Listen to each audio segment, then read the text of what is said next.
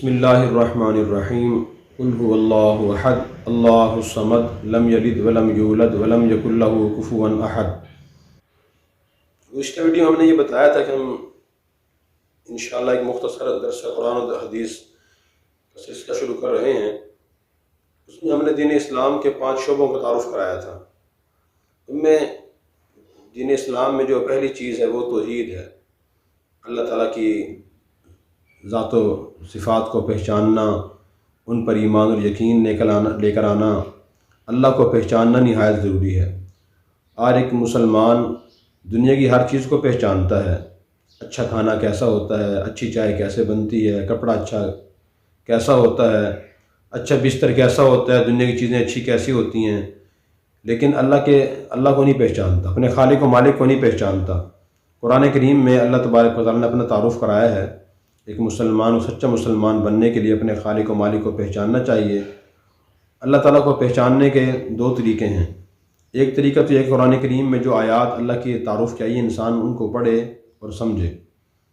میں کچھ آیات پڑھتا ہوں، اور دوسرا طریقہ یہ ہے کہ اللہ کی جو صفات ہیں، آیات قدرت ہیں، صفات ہیں، ان کو انسان سوچے اور پڑھے، اس سے بھی اللہ کی ذات پر یقین پیدا ہوتا ہے۔ قرآن کریم کی سورہ اخلاص میں اللہ تعالیٰ کا تعارف کرایا گیا ہے۔ اللہ تعالیٰ فرماتے ہیں اللہ احد، نبی آپ فرما دیجیے کہ اللہ ایک ہے، اپنی ذات میں، اپنی صفات میں اکیلا ہے، ذات میں کوئی شریک نہیں اس کی، کوئی اور اللہ نہیں ہے معاذ اللہ۔ اللہ کی صفات بھی بے مثال ہیں اور وہ اکیلا ہے۔ اللہ الصمد، اللہ بے نیاز ہے، یعنی اللہ کسی کے محتاج نہیں ہے، ساری کائنات اللہ کی محتاج ہے۔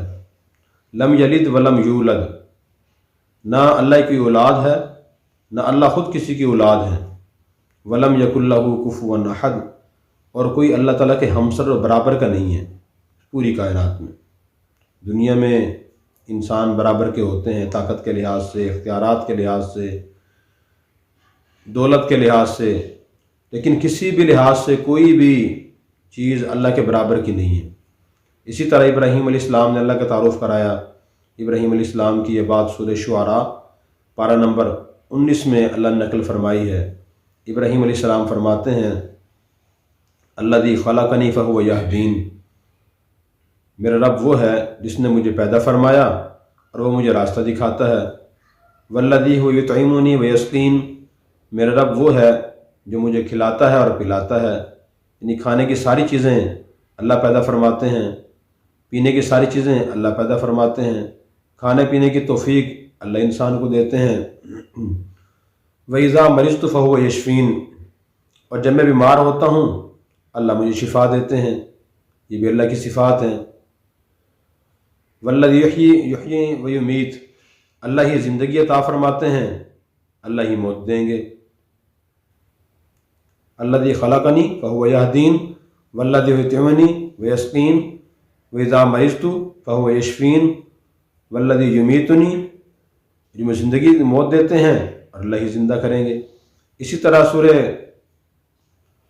نجم میں اللہ تعالیٰ نے فرمایا وَأَنَّهُ، ابراہیم علیہ السلام کی بات نقل فرمائی، وَأَنَّهُ هُوَ أَضْحَكَ وَأَبْكَى، اللہ ہی انسان کو ہنساتے ہیں، اللہ ہی انسان کو رلاتے ہیں۔ یعنی اللہ تعالیٰ ایسے حالات بھیجتے ہیں کہ انسان ہنستا ہے، خوشی کے حالات بھیجتے ہیں، شادی کے، دعوت کے، نعمتوں سے نوازنے کے، انسان ہنس رہا ہوتا ہے۔ پھر دوسرے حالات آتے ہیں پریشانی کے، غم کے، کسی کی وفات کے، دنیا کی چیزوں کی کمی کے، بیماری کے، پھر انسان رو رہا ہوتا ہے۔ وَأَنَّهُ هُوَ أَبْكَى وَأَنَّهُ أَمَاتَ وَأَحْيَا، اللہ ہی زندگی عطا فرماتے ہیں، اللہ ہی موت عطا فرماتے ہیں۔ اسی طرح ابراہیم علیہ السلام نے قوم کو سمجھایا اور اس قوم سے پوچھا کہ بتاؤ میرا رب کون ہے۔ قوم کے سامنے خود سے سوال کیا۔ انہوں نے پہلے سورج کو دیکھا اور کہنے لگے شاید یہ میرا رب ہے، لیکن جب سورج غروب ہو گیا تو کہنے لگے جو غروب ہو جائے وہ میرا رب نہیں ہو سکتا۔ پھر چاند کو دیکھا تو پھر اس سے کہا کہ شاید یہ میرا رب ہے، تو پھر اس سے جب وہ چاند بھی غائب ہو گیا تو کہا کہ جو غائب ہو جائے وہ رب نہیں ہو سکتا۔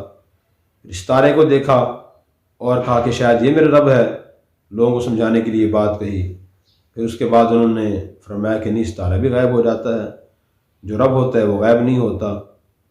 اسی طرح ابراہیم علیہ السلام کا مکالمہ جو نمرود سے ہوا، تیسرے سپارے کے تیسرے رکوع میں اللہ تعالیٰ نے بیان فرمایا، الم تر الی الذی حاج ابراہیم فی ربہ ان آتاہ اللہ الملک، کہ آپ نے اس شخص کو دیکھا جس نے ابراہیم سے جھگڑا کیا ان کے رب کے بارے میں، اس وجہ سے جھگڑا کہ اس نے کیا کہ اللہ نے اس کو ملک یعنی بادشاہت عطا فرمائی تھی۔ اذ قال ابراہیم ربی یحیی و یمیت، ابراہیم السلام نے میرا رب تو وہ ہے جو مجھے زندہ کرتا ہے اور موت دیتا ہے، تو اس نے کہا نا احیی و امید، نمرود نے کہا میں زندگی اور موت کا مالک ہوں۔ اس نے 2 شخصوں کو بلایا، ایک بے گناہ تھا اور ایک قصوروار تھا، اس نے قصوروار کو چھوڑ دیا اور جو بے گناہ اور بے قصور تھا اسے قتل کرا دیا کہ دیکھیں جس کو میں چاہتا ہوں قتل کرا دیتا ہوں اور جس چاہتا ہوں میں چھوڑ دیتا ہوں، زندگی اور موت تو میرے ہاتھ میں بھی ہے۔ حالانکہ اس نے حماقت کی بات کی ہے، زندگی اور موت تو اللہ کے ہاتھ میں ہے، جو فرشتہ اللہ کے حکم سے انسان کو عطا کرتا ہے اور لے لیتا ہے۔ اس نے صرف تلوار چلوائی تھی، تلوار تو بندہ چلاتا ہے، یہ گلا انسان کاٹتا ہے، روح تو فرشتہ قبض کرتا ہے اللہ کے حکم سے۔ ابراہیم علیہ السلام نے اسے فرمایا کہ اللہ تعالیٰ تو سورج کو مشرق سے طلوع کرتے ہیں، فَأْتِ بِهَا مِنَ الْمَغْرِبِ، اگر آپ واقعی اللہ اور خدا اور رب ہیں تو آپ سورج کو مغرب سے طلوع کر کے دکھاؤ۔ فَبُهِتَ الَّذِي كَفَرَ، وہ نمرود کافر حیران ہو گیا کہ میں اس بات کا کیا جواب دوں۔ تو سورج کو طلوع اور غروب، اس کائنات کو پیدا کرنا، اس کائنات کے نظام کو چلانا، یہ سارا اللہ کا کام ہے، اللہ تعالیٰ یہ کام کر رہے ہیں۔ اتنی بڑی کائنات اللہ نے پیدا کی، قرآن کریم میں خود بار بار اللہ تعالیٰ نے فرمایا کہ آسمان کی طرف دیکھو، افلا ینظرون الی الابل کیف خلقت، لوگ اونٹ کی طرف کیوں نہیں دیکھتے، کیسے پیدا کیا گیا ہے، وإلی السماء کیف رفعت، آسمان کی طرف کیوں نہیں دیکھتے کہ وہ کیسے بلند کیا گیا ہے، وإلی الارض کیف سطحت، زمین کی طرف دیکھ کیسے پھیلائی گئی ہے، اور وإلی الجبال کیف نصبت، اور پہاڑوں کی طرف دیکھیں کیسے کھڑے کیے گاڑے گئے ہیں زمین پر۔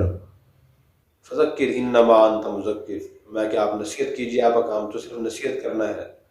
اسی طرح آیت کرسی کو ہم پڑھیں ترجمہ اور تشریح کے ساتھ، اللہ تعالیٰ نے اس میں اپنے کام بیان فرمائے ہیں۔ اللہ لا الہ الا هو الحی القیوم، اللہ ساری کائنات کو سنبھالے ہوئے ہے، وہ زندہ ہے اور جانداروں کو زندگی عطا فرما رہا ہے۔ لا تأخذہ سنۃ ولا نوم، اللہ کو اونگ نہیں آتی اور نیند نہیں آتی، جتنے بھی جاندار ہیں وہ سوتے ہیں، کھاتے پیتے ہیں۔ لہو ما فی السماوات و ما فی الارض، زمینوں میں آسمانوں میں جو کچھ بھی ہے وہ اللہ ہی کا ہے۔ انسان کو عارضی طور پر چیزوں سے فائدہ اٹھانے کا موقع دیا گیا ہے، اختیار دیا گیا ہے، انجام کے لحاظ سے بالآخر سب چیزیں اللہ کا مالک اللہ ہی ہے۔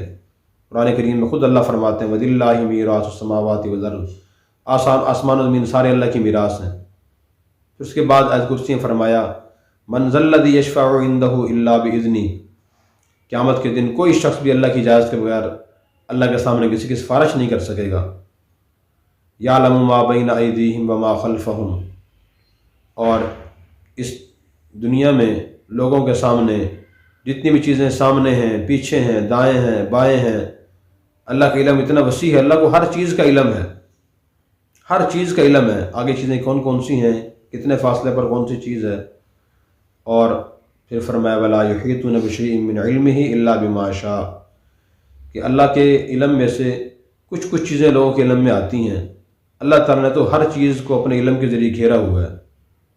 وسیع کرسیہ السماوات والارض، اسی کرسی آسمانوں اور زمینوں پر چھائی ہوئی ہے۔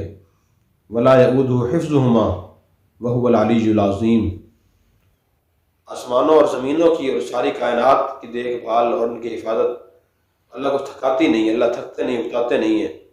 انسان تھک جاتا ہے، جتنا بھی طاقتور انسان ہو وہ کام کرے تھک جاتا ہے، وہو العلی العظیم، اللہ نہ تھکتے ہیں، نہ اونگتے ہیں، نہ نیند آتی ہے، سب سے بلند عظمت والے ہیں۔ تو اپنے رب کی پہچان ضروری ہے۔ میں نے تھوڑے سے اشارے کیے ہیں، باقی تفصیلات اس بارے میں بہت زیادہ ہیں۔ دوسرا اہم موضوع اور اہم ٹاپک یہ ہے کہ انسان اپنے رب کو پہچاننے کی کوشش کرے۔ قرآن کریم جب کھولتے ہیں اسے گتے کے اوپر اللہ کے 99 نام لکھے ہوتے ہیں، تو ان ناموں کا تعارف پڑھنا بھی اللہ کی پہچان اور معرفت میں اضافہ کرتا ہے۔ یعنی انسان ان کی تفصیلات پڑھے، الرحمن کی، الرحیم کی، القدوس، الجبار، الغفار کی تفصیلات پڑھے کہ اللہ تعالیٰ کتنے غفار یعنی معاف کرنے والے ہیں، رزاق کی تفصیلات پڑھے، انسان اللہ کی صفت رازق ہونا ہے، رزاق ہونا ہے، اللہ تعالیٰ کیسے رزق پہنچاتے ہیں جانداروں کو، الحافظ اللہ کی صفت ہے، اللہ تعالیٰ انسانوں کی جانداروں کی کیسے کیسے حفاظت فرماتے ہیں۔ اس طرح ان صفات کو پڑھنے سے بھی، ان کی تفصیلات پڑھنے سے اللہ کی معرفت حاصل ہوتی ہے۔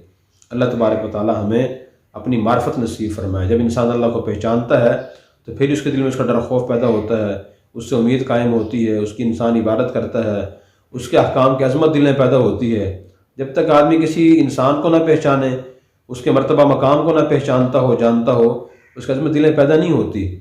تو اس لیے ہمیں اپنے دل میں اللہ کی عظمت اور اللہ کی معرفت پیدا کرنا بھی ضروری ہے۔ اللہ ہمیں عمل کرنے کی توفیق عطا فرمائے۔ Subscribe now and press the bell icon. Never miss an update.